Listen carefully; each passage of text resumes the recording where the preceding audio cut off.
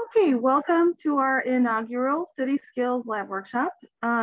These workshop offerings are designed to be hands-on skills oriented so that faculty can come away with a skill they can use in their teaching.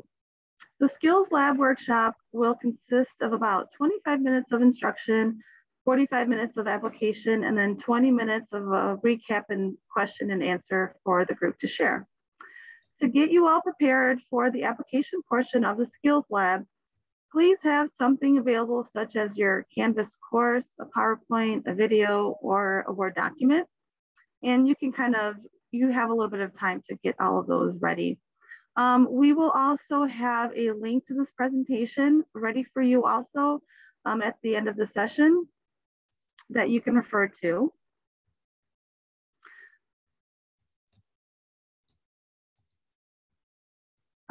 For today's City Skills Lab, you have 3 presenters discussing a specific skill in a breakout room.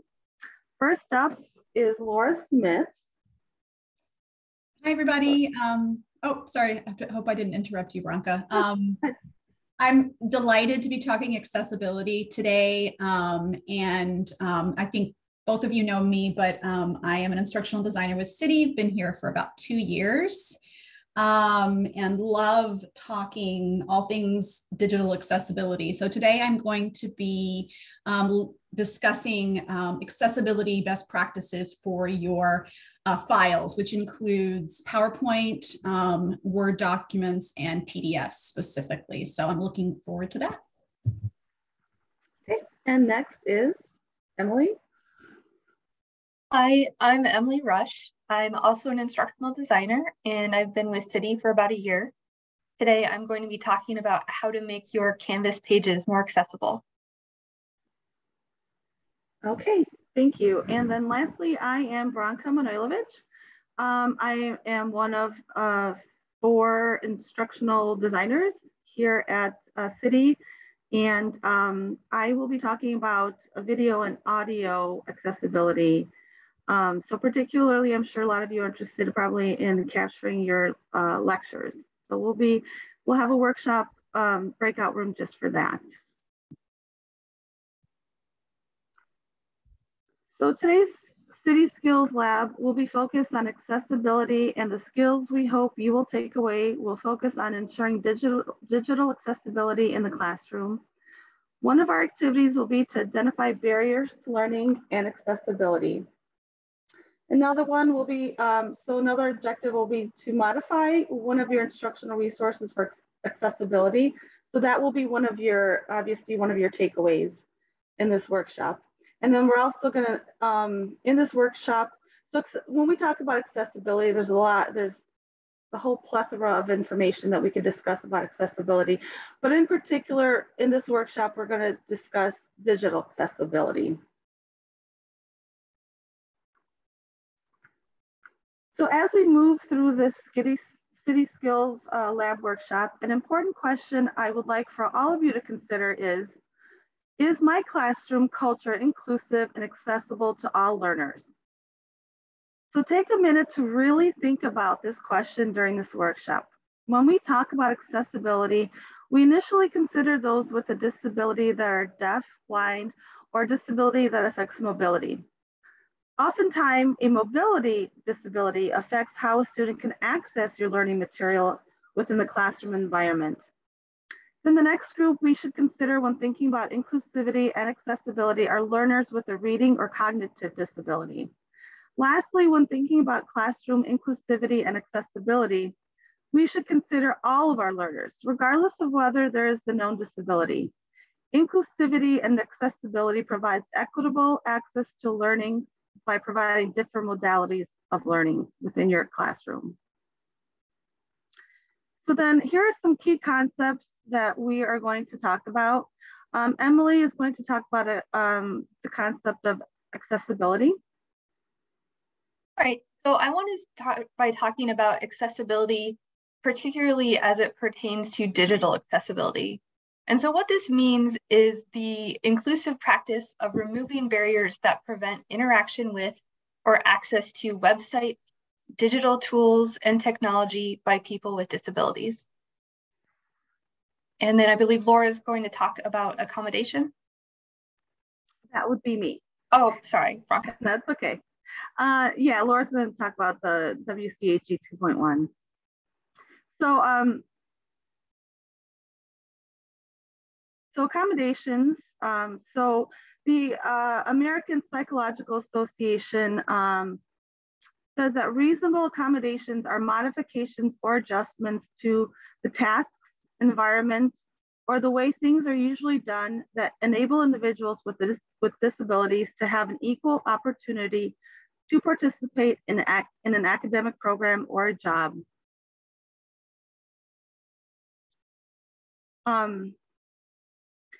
So accommodations include changes to the application process to ensure an equal opportunity to apply for program enrollment, changes that enable a student with a disability to perform the essential functions of the academic program, and changes that enable a student with a disability to enjoy equal benefits and privileges of the program, which is access to training. Laura will talk about WCAG 2.1. Yeah, hi everyone. So there's a link provided here to WCAG 2.1 or WCAG 2.1. And when I send out the follow-up email, it will include a PDF with the link, so you can explore that more. It's a really big site, very comprehensive, but essentially what it stands for is, as you can see here, Web Content Accessibility Guidelines. 2.1 is the most recent version, which came out in 2018. I believe they're in the process of revising it for 2.2, which is due to come out in 2023. But it's essentially the definitive resource for guidelines establishing international standards for accessibility. It's published by the Web Accessibility Initiative of the World Wide Web Consortium, W3C, which I believe was founded, at the inception of the web, right? So it really is your definitive resource, and it includes about, I think, 61 success criteria pertaining to web accessibility. So it's very comprehensive, and I encourage you to explore it. We'll be talking about some of these criteria, not specifically, but definitely that WCAG recommends in today's talk. Okay, so in the next few slides, we are going to provide you some examples of accessible digital content, accessible audio and video content, and then also creating accessible presentations and content files. Then we're going to move on to an activity and then a discussion.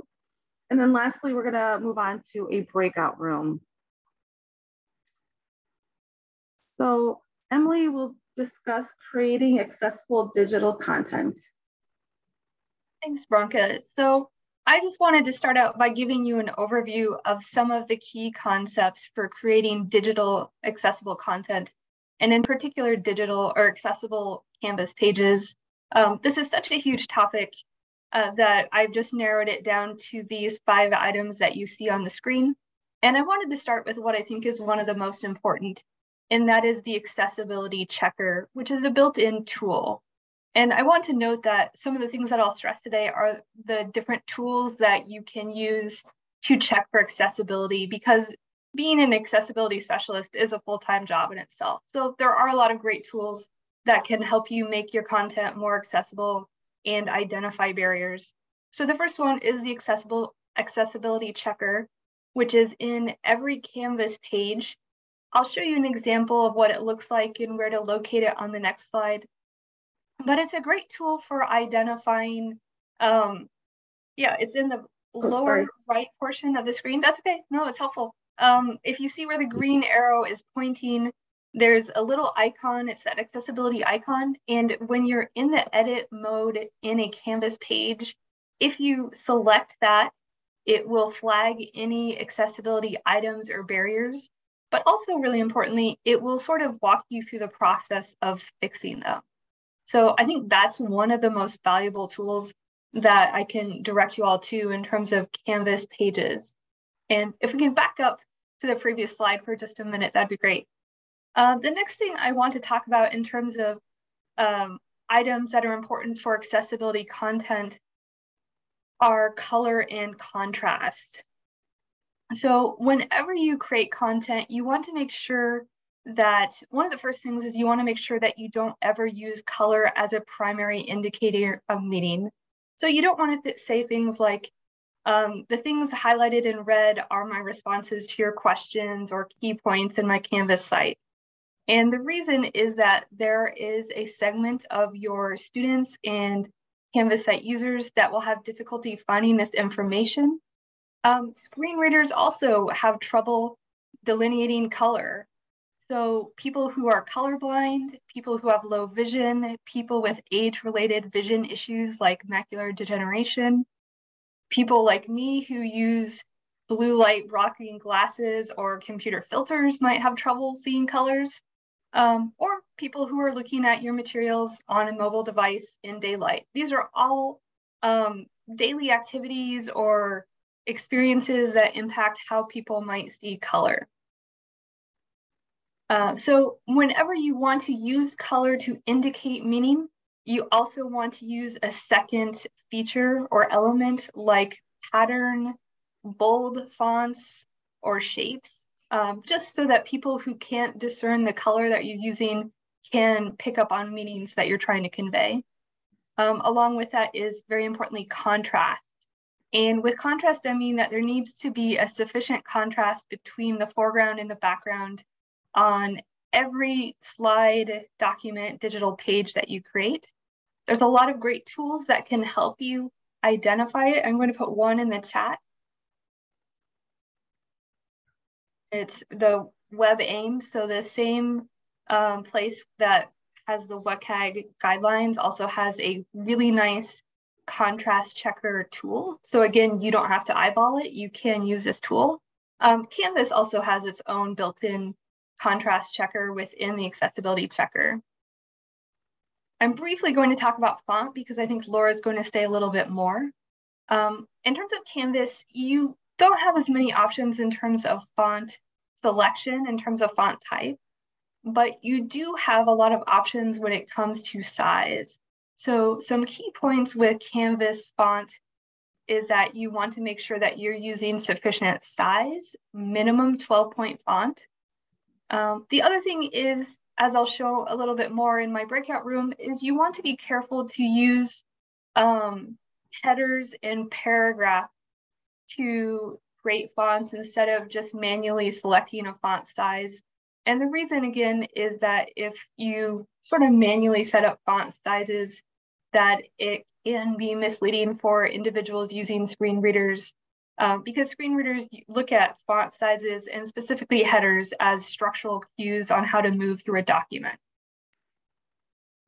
All right, white space. So white space, it's just important whenever you're creating a document or a page or whatever, that you don't overwhelm your readers with the dreaded wall of text. And so using things like breaking up your text, using bullets or numbered lists are a great way just to make your page more scannable and more readable and not so overwhelming. So in other words, using white space and these structural elements can make your document more accessible. And then the last point, and I think that's one that's very important to a lot of us here at Rush, is how we use tables. So tables, we want to make sure we're always using tables to organize information. And I want to note that tables can be really challenging from an accessibility perspective. An accessible table should have content in every cell. Very importantly, it should have identified header rows and or column headers. And it should also have a summary or a caption. And I'll give you an example of why that's important. I'll put it in the chat. Again, for individuals using screen readers, a screen reader can't scan a table like we can. So what I put in the chat is actually a table containing student registration information.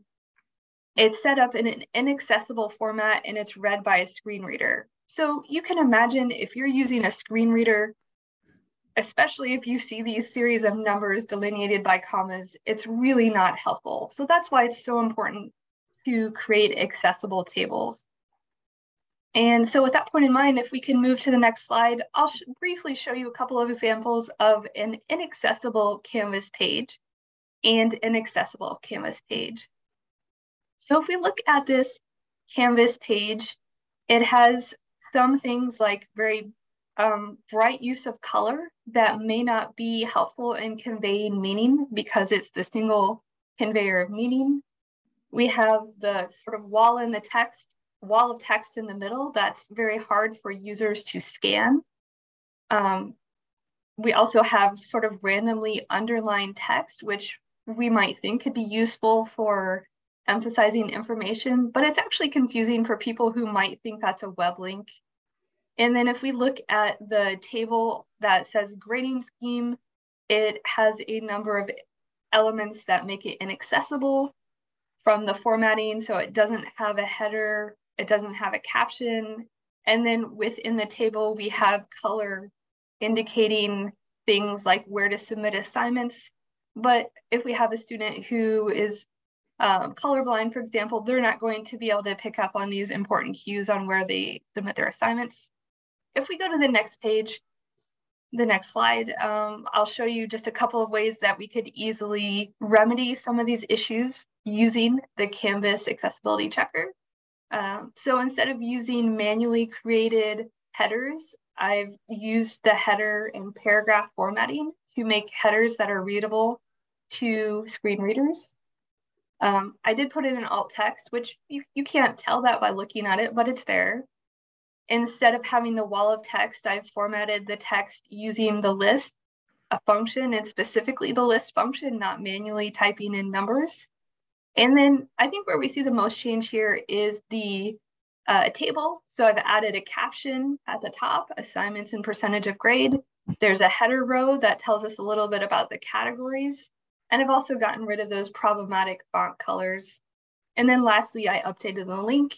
But I think Laura will tell us about a little bit more about links. So I'll let that go for now. But I think now Branka is going to tell us a little bit about audio and video accessibility.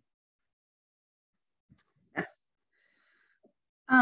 So accessible audio and video content provides equitable access to learning for students who are deaf or have hearing difficulties. Students who are non-native English speakers can read and hear the video to better process the language. In addition, it benefits all students by providing them the opportunity to focus more on the recorded content rather than trying to keep up with note-taking. And it allows students to watch the video or read a transcript without disturbing others around them. Audio descriptions and videos are probably the most overlooked when creating accessible videos. Audio descriptions provide very descriptive elements of the video that is significant to the visual content that deaf learners would completely miss when viewing the video. In the next couple slides, I have some examples of some videos. So in this first one, obviously, I think we're all familiar with closed captioning, video captioning, but I thought this video by the Web Accessibility, the WebAIM website was a really powerful little video clip on video captions. Let's see.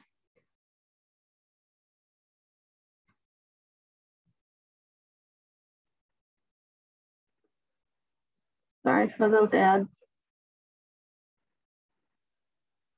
Never get rid of those ads.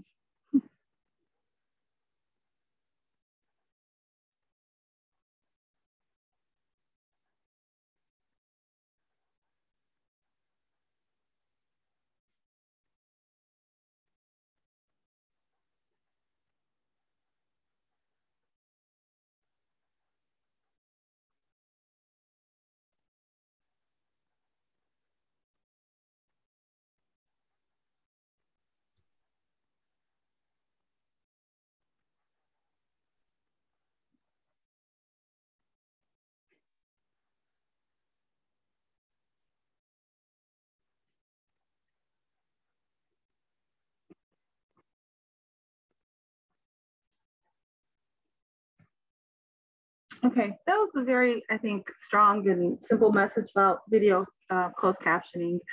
But here's one that I thought with the audio descriptions, these next two, I think provides you all a good perspective of why audio descriptions are really important. Veronica, I couldn't hear it on the last one. Oh, you couldn't? No. Oh, The rest of you? I thought maybe it was just me. Nobody Yeah, I hear it? couldn't hear anything either. Okay. Oh, well, so there you go. That's a good learning lesson there. Let's see. How am I going to make this work for you all? Well, let me do this. I'm going to send this link to you all. Actually, this is a good one regardless, but it's a good video for you all to watch. This next one that's coming up. But actually, this one I was going to do without sound anyway, just to give you all an idea of why audio descriptions are really important. Let me back up here.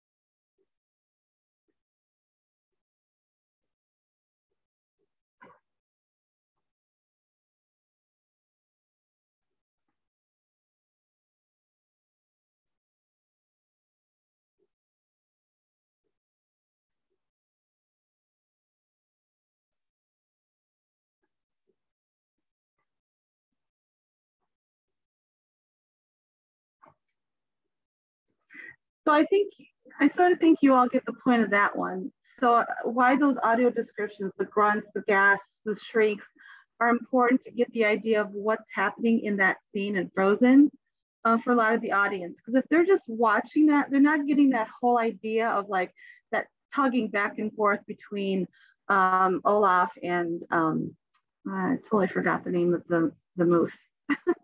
But so that kind of gives you the perspective of why audio descriptions are really important. This one is probably, if you can't hear, it's not going to give you a good idea, but this one gives the audience, for those that are blind,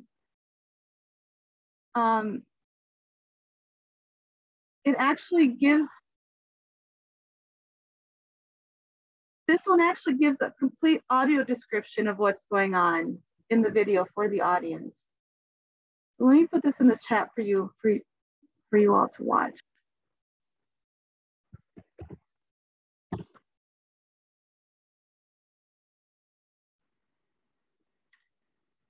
Okay, so note to self, next time make sure those videos, the audio works. I apologize for that.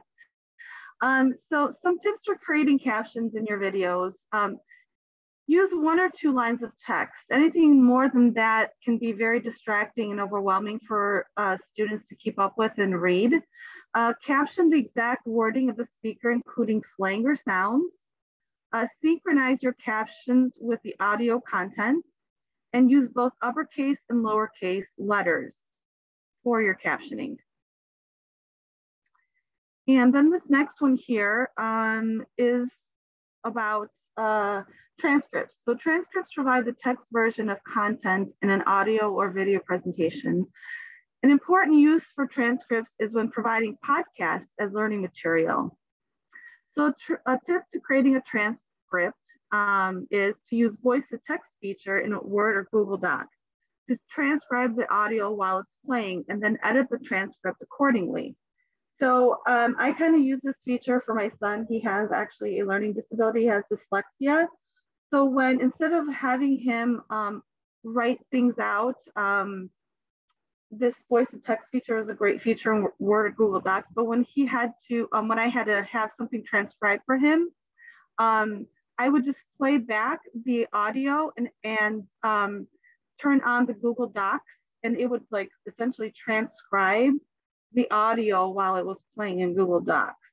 It's not perfect, but you obviously have to go back and make some edits accordingly, but it's a nice little tip on if you do end up at any time putting a podcast in one of your courses, you can just go ahead and make a transcript for your students to make your course accessible.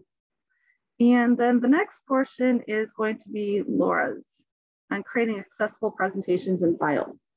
All right, hi everyone. So like Branka's and Emily's portions, there's a lot to talk about here, and we're not going to obviously have time to talk about it all. And there's also a lot of overlap, right?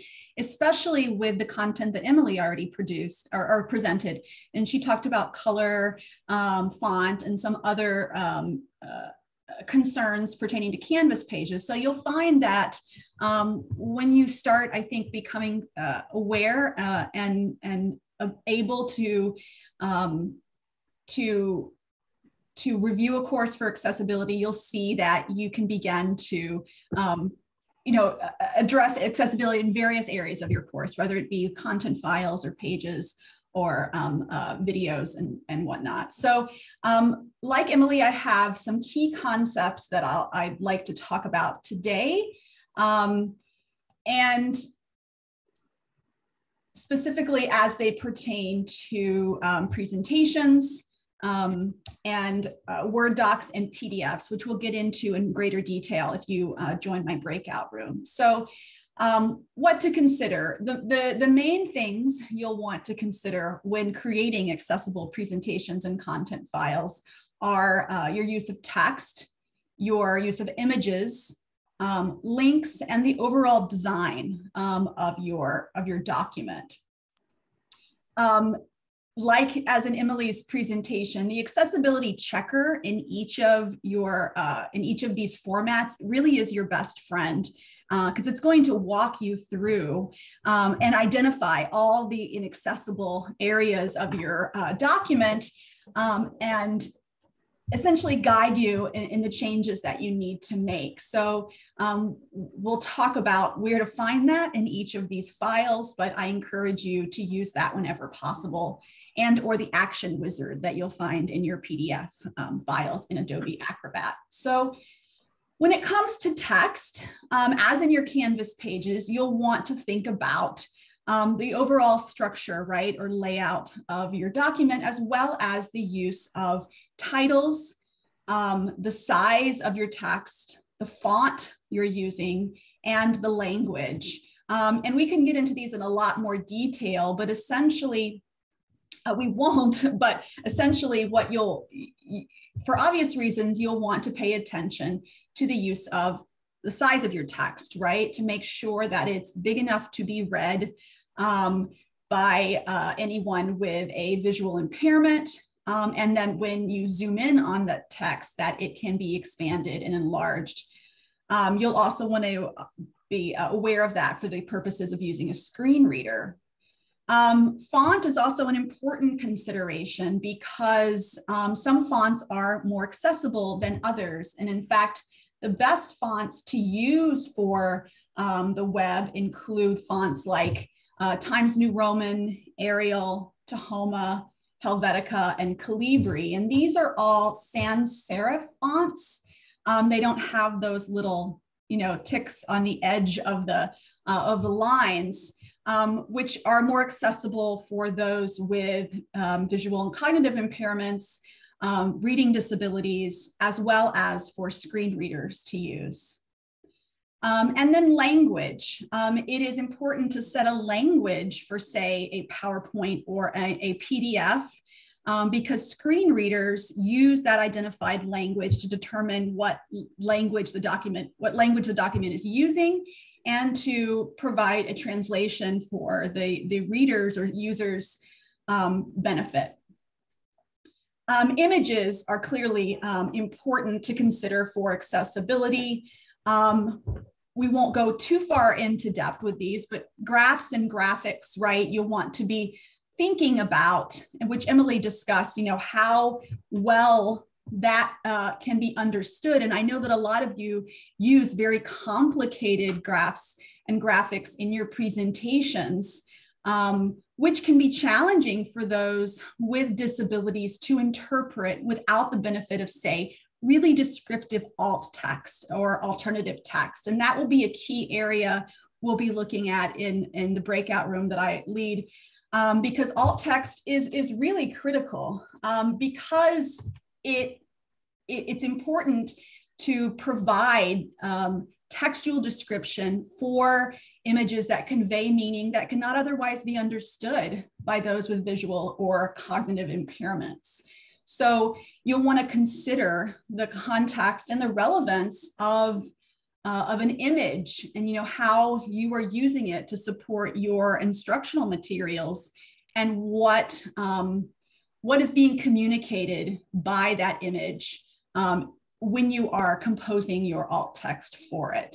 And this is specifically for non-decorative images or graphs or images that are used to convey content to your students. Links, hyperlinks, I know we use a lot of them in our documents, right?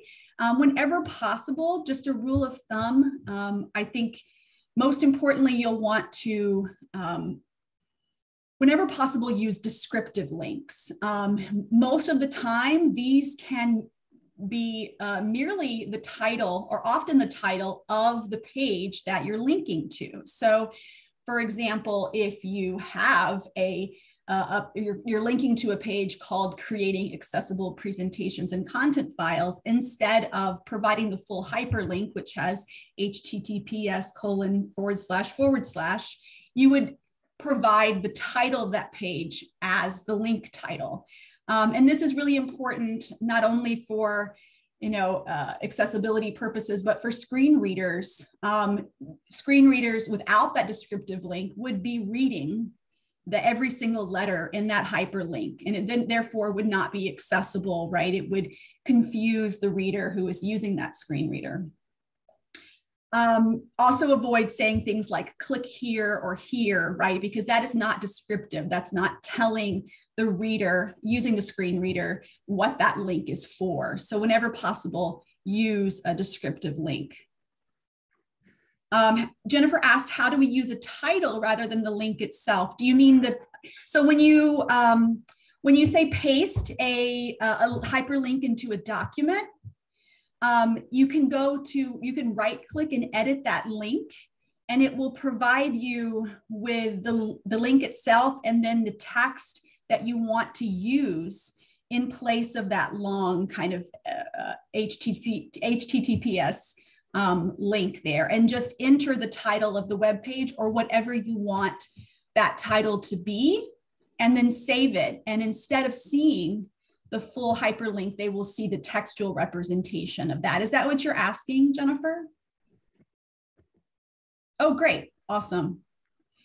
Yeah, and we'll talk a little bit more about that in the breakout rooms, and I can demonstrate that for those of you that are interested. So you want to make sure that your link is readable, sayable, right? It's hard to say https://, right? And then design. This, of course, pertains to a lot of areas. It pertains to Canvas pages as well, but the layout of a page or of a document is obviously very important for a number of reasons. But in terms of design, you'll really want to think about the sequence in which you're putting your words and images, mostly because if someone is using a screen reader, the screen reader will need to be able to identify the various aspects of that or structure of that page in order to read it correctly. But also for those with visual cognitive impairments, say those with dyslexia, for example, which Branka already mentioned, thinking about design and layout, and using white space or being mindful of how your content is presented on the page can benefit with those with reading impairments, right? Because I believe often in dyslexia or the types of reading impairments, the content kind of runs together, right? So if you use white space to break it up, it can make those with those disabilities easier to read and to follow. Transitions, you'll want to be mindful of that, right? If you use excessive amount of animations, it can not only be painful for many of us to follow, but also those with who are prone to headaches or dizziness may have difficulty, or those things might be triggered through the excessive amount of animations or transitions in a slide. So I'm just going to briefly show you. I know we need to jump into our breakouts here, but Branka, if you would advance to the next slide. So I provided a couple of examples of both an inaccessible and also an accessible slide. And we'll get into this in greater detail in the breakout room, but this slide isn't accessible for a number of reasons, some of which you can't see, which include the lack of alt text or alternative descriptions or alt text for both of these images, both the photograph and the chart. The lack of slide titles, which your accessibility checker would flag. The lack of color contrast, if you can see that no feeding at the table superimposed over the yellow star, it hurts my eyes. That's difficult for someone with a visual impairment to read. The use of excessive text and the lack of effective use of white space is also inaccessible, as is the use of a full hyperlink that it does not provide a descriptive representation on the lower left side of the screen. So Branka, if you would advance to the next one. All right, so this is a cleaned up or more accessible slide with the exception of the alt text that I've added here just for the sake of instruction. It's not super exciting visually, but it meets those guidelines. So you have how to feed your dog as a slide title, which would be useful to a screen reader who is moving through the sequence of images and text in an orderly fashion. You have a limited number of text. It could be better. We could use fewer bullet points and fewer words in a line, but it's better than the last one. We have a descriptive link where it says feeding people food to dogs. I always read that as feeding people to dogs, which is so funny. And it is a hyperlink that it takes the title of the page as its title. And then we have an alt text where that reads, dog eating bacon from a plate at the table while children watch and laugh. Notice that it doesn't say photo of or image of. You wouldn't want to say that because your screen reader is going to say image of dog eating bacon, right? So it's redundant. Just simply provide the description of the image in a way that helps to support your instructional content. So just in a glimpse, some examples of what you want to be mindful of when designing your slides and also your documents. So that's it for me, Branka. Okay, all right. Now we have an activity for you all, and Emily's going to lead this activity for you. All right, so I know we've just presented you with quite a lot of information. So we want to take just a brief opportunity to pause and reflect on that information. And what we'd like to ask you to do is just to take a minute and either reflect upon one of your classes or browse through one of your classes and write down one barrier that you see to accessibility and an idea about how you might begin to address that barrier.